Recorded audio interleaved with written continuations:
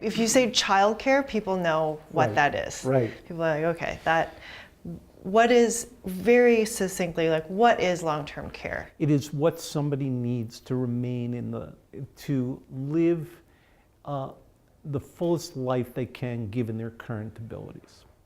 And quite simply, it means that it could be somebody bringing over a casserole every week, every night. It could mean someone bringing a casserole and driving someone to a physician or to a social day center. It could mean making sure that somebody's taking their meds in the correct sequence. It could mean helping someone get in and out of bed, showering, toileting, eating, all of those things. And the real question is here, what is it that needs to happen to help a person live the way they want to live, given whatever restriction they might have? And how is it different, say, from healthcare? So healthcare is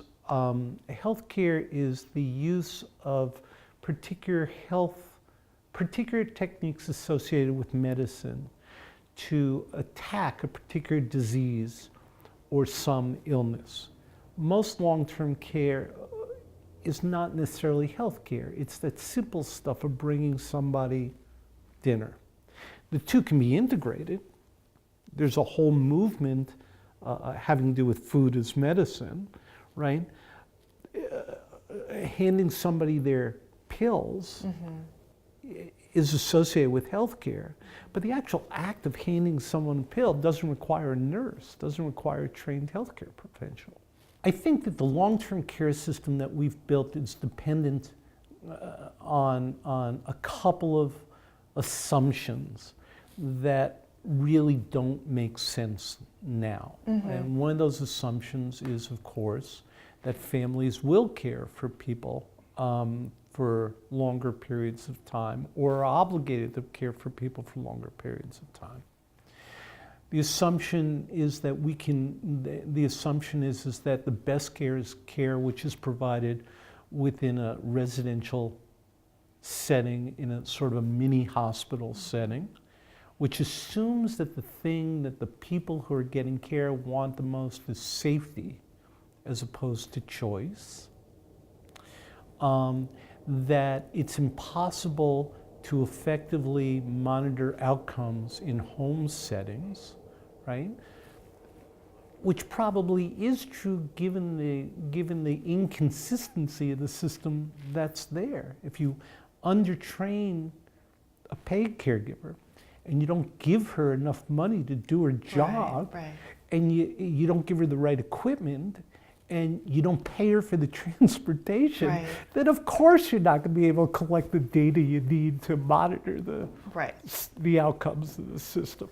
And so we underpay, we overregulate, we underpay, we make it difficult for people to get the decisions they need. And how has the Affordable Care Act changed the situation? The ACA has made, at this moment, is that it changed the bias away from institutional care to home and community-based care.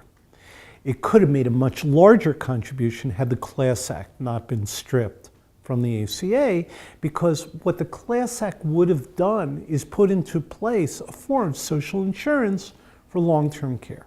That's not there anymore. It wasn't so much the Class Act itself, it was the idea of the Class Act that was really important, that it put it out there. I agree.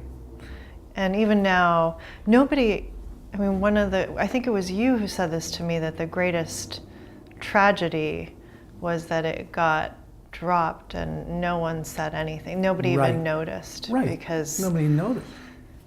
Because people didn't understand it, didn't understand that it spoke to their direct needs. If this campaign wins, it will make it possible for us to truly live up to that promise of real aging in community. It means that we won't have to think about removing people from community as the only alternative, often the only and best alternative of worst alternatives for people to live out their lives. I think this is a really critical issue, not just for those older adults, but I think if we win, this holds the promise for more employment, decent lives, a less stressful caregiving experience for the millions and millions of people who are doing it. That seems worthwhile. Absolutely So worthwhile. we should keep going. It's among the most worthwhile things I can imagine. It is as worthwhile, and this may be a really radical statement, but not that I'm given the radical statement. But I do think that it is in some level analogous to the benefits that public education has to people. Public education, when fulfilled, promises a better life for all the people in the community in which that happens.